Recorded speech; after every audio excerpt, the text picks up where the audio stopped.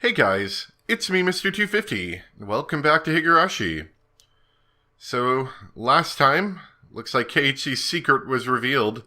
The secret of him shooting kids? Girl kids, even, as it were. And, Rena, I think, just ran away. So anyway, let's continue.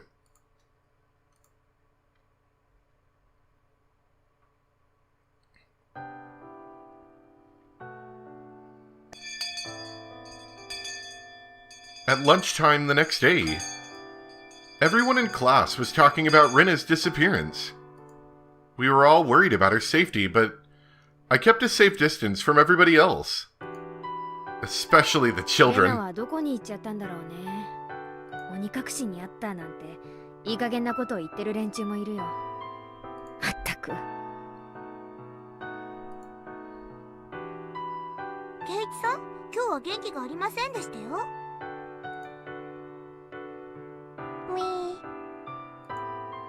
Satoko and Rika-chan noticed something odd about my attitude.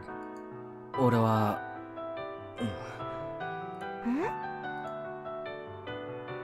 I couldn't sleep at all last night because of what Rena told me. Friends don't keep secrets from one another. That sentence bit into my heart. And I couldn't sleep because of the pain. ミオ、サトコもリカちゃんも話しておきたいことがある。レナに関すること？いや、そうじゃない。俺自身についてのことなんだ。I decided to tell them about it because they were my friends. But I didn't know what I was expecting to change by doing so. They might despise me. Was there any benefit in telling them? No, there wasn't. I knew that for sure. But I still wanted to tell them about it, just because I thought it'd help heal the pain I was feeling. ケイチさんのことですの？ああ、ちょっと真面目な話なんだ。聞いてほしい。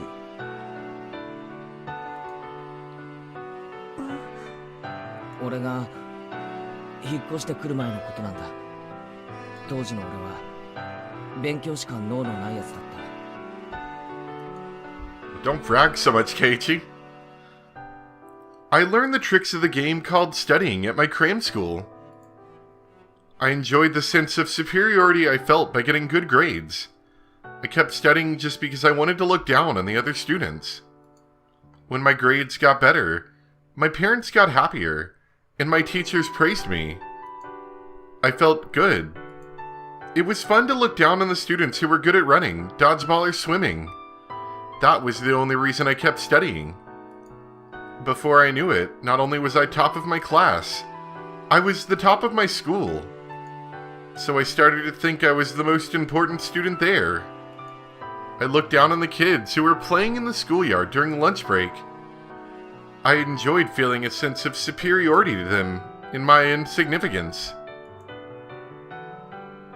The more I studied, the better everybody expected me to do. They started to place high hopes on me. They expected me to go to the best school in Japan. I flattered myself in thinking I deserved to go to that school as well. But the fun went out of looking down on people, while the burden of studying didn't change a bit. My classmates stopped admiring my cleverness after a while, and my teachers started to push me to study more. All of a sudden, the fun had gone out of it. To begin with, I didn't even like to study. I had average reflexes. I was average in a fight. I was an average boy with nothing that really drew attention. So when I found something that I could use to get that attention, I jumped on it. It happened to be studying for me, but if it was riding a unicycle or juggling, I would have done that too. When I realized I didn't enjoy studying anymore, it got very boring. I was just a little boy who wanted to be praised when I did something better than anyone else. I finished all of my summer homework because my parents praised me for it, and I took charge of cleaning duties at school because my teachers praised me for it. So when they stopped praising me for what I did, I began to feel as though my life had no meaning. My parents used to give me an allowance that was proportional to how good my grades were, so I used to get a substantial amount of money for my age. I don't know if I had a natural interest in violence, or if I was looking for it because of my frustration at the time. I took an interest in BB guns. At first, I shot at cardboard boxes. It was fun. Being violent at pieces of cardboard relieved a lot of stress. Nobody blamed me for doing that. But soon I started wanting to do something I should never have done. On the box that my BB gun came in was a warning label that read, "Do not shoot at people." That was when I thought about doing just that. Why did I do something I shouldn't have? I guess I was just immature. I wasn't interested in studying anymore, but I forced myself to do so anyway.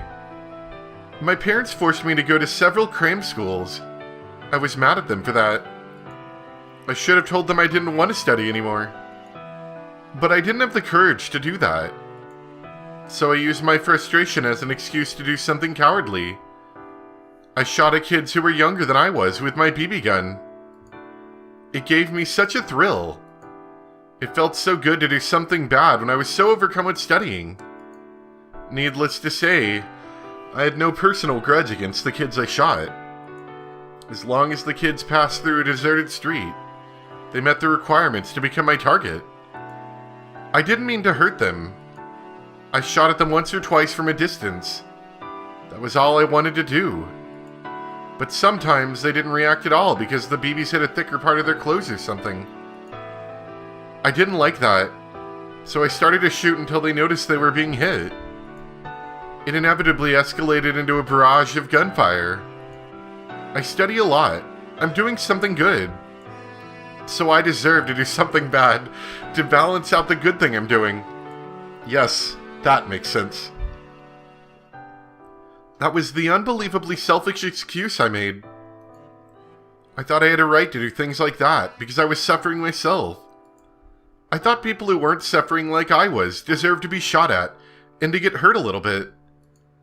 I was so selfish, so arrogant, and so immature. I was disgusted with myself. If I could have met myself at that time, I would have given myself a punch in the face so hard, I'd knock out all my teeth. They started to call it a series of attacks on schoolchildren.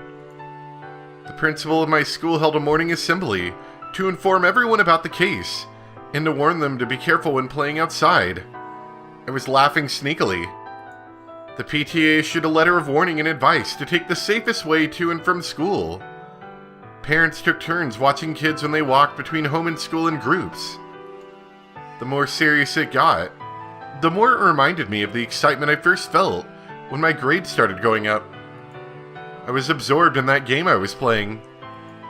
I didn't think I'd get caught someday. I didn't even think to stop doing it either. One day, I found a little girl who was walking down a narrow dark street all alone. She was a very small girl. I don't know if she was on her way to her friend's house, or if she was running an errand. I didn't care which. It was careless of her to go out alone. The school had warned her not to. So it was her fault. Just like always, I made a selfish excuse and attacked her. Some of the shots hit her in the back. She noticed she was being attacked by somebody. She turned around. It was a natural reaction. At that time, I didn't hesitate to rain hell upon her. So when she turned around, I was still shooting at her. Usually when I shot at a kid, she cried in pain and ran away. But this girl was different. She thrashed around in excruciating pain, holding one of her eyes. When I saw her doing that, I realized what had happened right away. The BB had hit her in the eye. Until that moment, I didn't think about what would happen when a pellet that could easily go through cardboard box hit an eyeball. Anyway, the girl howled in pain, and for the first time, I realized I had done something horrible. She saw me, so I couldn't take her to a hospital. I couldn't do anything about it, so I left her there while she was still screaming in pain. I wondered if she was okay, and I was worried that she had lost her eye. I kept thinking about her, and I didn't even feel like eating that day. I went to the bookshelf in our living room, snuck a medical book to my room, and studied the structure of the human eye. It was too late to make a difference, but I studied what kind of injuries would make a person lose their vision. I knew it wouldn't make the sin I committed weigh any less, even if I found out that she wouldn't lose her sight. I couldn't sleep that night, and I suffered from a high fever. It wasn't my parents, my teachers, or the police who first punished me for what I did. It was my own body. Before dawn, I woke my parents up and confessed to my sin. They were shocked at first, but it seemed like they understood the situation quickly due to my recent disobedient behavior and my interest in BB guns. My mom cried hysterically. My dad slapped me in the face till it swelled up. Before the sun came up, I turned myself into the police, accompanied by my parents. Satoko stared at me with a stunned expression. I deserved to receive that kind of look. What I did was very wrong, and I needed to accept that. それ本当ですの？ああ、本当だ。今まで隠していて悪かった。なんでそんなことを今頃になってわざわざ言おうと思ったわけ？ Mion asked me. Rika-chan nodded in agreement. 本音から言うとさ、ケイちゃんどうしたのって感じかね。まあ、そりゃそうだよな。違うよ。そんなことわざわざ言い出す必要あったのかなってね。いや、隠し事をするなんて仲間じゃないよな。俺はみんなのことを仲間だから、もう隠してなんかいられなかったんだ。圭一はそれを僕たちに話して何を？期待なんて別にないよ。俺はただ許しが欲しくても僕にはあげられないのです。圭一が怪我をさせた人たちにしかそれは与えられませんのです。だから僕たちにそれを話しても何の期待にも応え…理科の言う通りですわね。潔いのは認めますけれど、そんなことを私たちに打ち明けてどうしたいって言うんですの？どうしたいってことはないよ。ただ仲間に隠し事は。My friends looked annoyed by the sudden confession of my past. I took it as a bitter medicine. I got what I deserved. ケイちゃんさ、ちょいとここで質問なんだけどさ、仲間に隠し事ってしたらいけないわけ？え？ケイちゃんの論法だと隠し事をしないのが仲間みたいな話だけどさ、おじさんはそんなの嫌だね。僕も嫌です。Mion and Rika-chan obviously disagreed with my statement. Satoko nodded, following suit. 言いたくないことを言わないで何が悪いわけ？人には話したくないことや辛いこと、悲しいこと、失敗したことや思い出したくないことがたくさんある。それを全部打ち明けないと仲間と呼べないんなら、私はそんな仲間はいらないね。でもそれじゃあ。圭一、打ち明けなくていいことと打ち明けなくてはならないことは違いますのです。罪は許しを得るために打ち明けなくてはならない。でも打ち明けて許された罪はもう打ち明ける必要はないのですよ。そうですわね。だって圭一さんはちゃんとおまわりさんのところに行って怒られてきたんでございましょう。それで償いをして許してもらえたなら、それで圭一さんの罪はおしまいですわよ。自首してその結果を受け入れたなら、それでケイちゃんのお務めは終わりだよ。もちろんケイちゃんが罪の十字架を背負い続けることはとても大切なこと。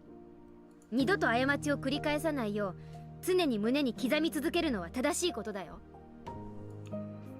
でもね、それはケイちゃんが自戒することであって打ち明けなくちゃいけないことではない。そうですわよ。過去の恥ずかしい話なんかは私も内緒にしたいことがたくさんございましたよ。さとこは特にいっぱいいっぱいありますのです。私だけじゃございませんのよ。リカもですわよ、リカもですわよ。みーみーみー。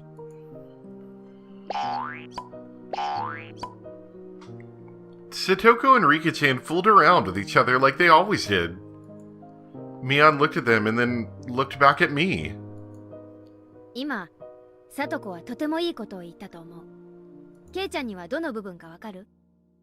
過去の話は内緒にしたいというところか？違う。その次の部分。誰にだってあるってところだよ。無菌室の試験管の中で育った人間でもない限り、人の人生は試行錯誤の繰り返しだと思う。いいことも悪いことも、いろいろなことを繰り返して成長して、それで最後の最後に素晴らしい人間になれればいいんじゃない？いいことも悪いことも、すべてとても大切な経験なんだと思う。それは誰でも同じで、ケイちゃんだけじゃない。いや、クラスの全員にも当てはまることなんだよ。例えばみーはもっと昔は札付きの悪猫さんだったのですよ。にゃーにゃー。まあ本当はあんまり言いたかないんだけどね。私から見ればモデルガンで闇討ちなんてかわいいもんだって。私なんかレンガとか投げつけてたよ。いやほんと、警察に何度お世話になったことやら。ダム戦争の最中はちょっとした留置場常連だったよ。いや本当に。でも昔のことなのですよ。そしてそれを圭一に言う必要はないのです。仲間であってもなのです。仲間であっても？私だってとても言えないような苦い過ちや罪がいくつもあります。でも言わないのは言っても仕方がないからですわ。言って楽になるなら私たちは聞くよ。でもね、仲間だから言わなければならないなんてルールはない。むしろ仲間なら言いたくない過去を察してあえて聞かないのが本当の仲間なんじゃない？それはそうだけど。ケイちゃんが打ち明けて楽になったならそれでいいよ。私たちは今日の話をすぐにでも忘れる。それに今日の話を聞いたからケイちゃんとの接し方を変えるようなこともない。圭一が前の町でしたことなんて今の圭一と何の関係もないのです。今の圭一が僕たちにとってかけがえのない仲間であるのなら、前の町のことなん理科の言う通りでございますわ。逆に前の町でどんなに善行を積もうともこちらに来て嫌な人だったなら前の町の善行なんかしたことじゃありませんわね。ってことはさ、ケイちゃん、前の町での十字架はケイちゃんが密かに胸に秘めることであって、こっちでわざわざ口にする必要なんてないんじゃない？いや、仮に口にしてもだ。それでケイちゃんの味方を変える程度のやつだったら私はそいつの方を見下げるね。過去が何だろうと今が素晴らしい人間であるならばどうして恥じることがございますの？もし過去の過ちを一生取り戻せなかったら私たちは何のために生き続けますの？サトコは過去にとても甘えん坊さんでした。それを後悔して今はこんなにも元気で頑張っていますのです。だから僕は今のサトコはとても素晴らしいと思いますです。昔どうだったかなんて僕は興味ないの。リコ、ケイちゃんだってどうよ。例えば私が留置場常連の札付きだとしたら、私への見方を変える？変えないでしょ。私は私。いつものように楽しくふざけ合える関係は何も変わらないでしょ。それが仲間ってもんだもん。What? What? What's going on? Mion is trying to cheer me up with an encouraging smile on her face, but her expression became distorted all of a sudden. Big teardrops fell from my eyes. What? Why am I crying? 先に言っとく。俺はサトシのことは何も知らない。みんなが隠してたからな。隠してたってわけじゃ。毎年起こる事件のこと隠してたろ。それはケイちゃんを怖がらせたくなかったってのか？それが理由で俺だけのけ者かよ。いや、そんなつもりじゃ。 Mion didn't know what to say. She had tears in her eyes. She thought she did me a favor. She didn't know why it turned out like this. She didn't want to make me scared of the village, since I just moved here. What more reason did she need? ミオンに直にダム現場で事件がなかったかって聞いたよな。ミオンはないって言ったじゃないか。バラバラ殺人があったのによ。嘘つき野郎。ごめん、嘘ってわけじゃ。仲間ってのは隠し事なんかなしだろ。そうだろ。じゃあお前らは仲間じゃない。 What are friends? What are friends? What were friends to me? They were my true friends. They really cared about me. They were so nice to me and helped me feel at home in this village.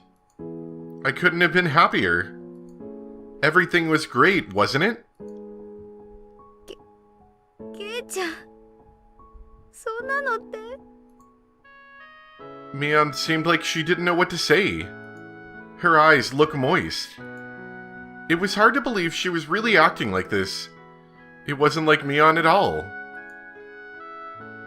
I could feel her pain. She was in pain because she didn't know what I was blaming her for.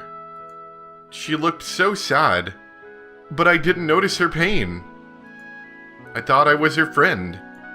I didn't understand her feelings. I didn't trust her. I just used the word friends, but I didn't do anything like what friends were supposed to do. そうだった。俺はクズだったんだ。ミオンはミオンだったんだ。俺の最高の仲間だったんじゃないか。どうしてミオンを疑っちまったんだ。どうして。ケイちゃんさ、最近元気ないよね。都会から引っ越してきたんだもん。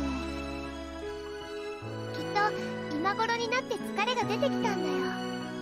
それで風邪をひいたんじゃないかな。そっかそっか。じゃあ栄養をつけさせてあげないとね。バッチャが今日おはぎを作ってるんだよ。いくつか分けてもらってケイちゃんへのお見舞いにでもしてあげるか。あんなみよ、手を洗んとね。おいや、りなちゃん、一つやってるんかい。へえ、おはぎ作りって面白そうですね。レナも一つだけ作らせてもらおうかな。よいしょ、よいしょ。そうだそうだ、いいこと思いついたよ。なにみーちゃん。その小瓶何かな。甘いおはぎだけじゃ退屈しちゃうだろうからね。うち一つにはクリティカルヒットでタバスコを混ぜておいてあげよう。 That's right. That's what happened. They brought Ohagi for me to help me get better. They only tried to cheer me up. Why did I get so scared of them? Just because Mion knew I had lunch at Angel Mort. I grew terrified of her. ケイチくん、顔色悪いよ。もう横になった方がいいと思うな。そうだね。私たちはもう帰ろう。They just wanted to cheer me up with a joke. But because I looked so serious. じゃあね、ケイちゃん。 Please get better soon. I hope we can hang out in the club together tomorrow. That was a normal way of saying goodbye. 明日、学校休んじゃ嫌だよ。Is this the, back to the very first game, chapter, whatever? Where they brought him the, like the rice balls or whatever it was? Something like that, I can't remember. First of all, have I ever visited any of my classmates who are absent with a cold? No, I haven't. I've never done such a nice thing to anybody, because it's too much of a bother. But they did that for me. I understand visiting a friend in a hospital, but I just caught a cold. But they came to visit me with Ohagi, so I could get better soon.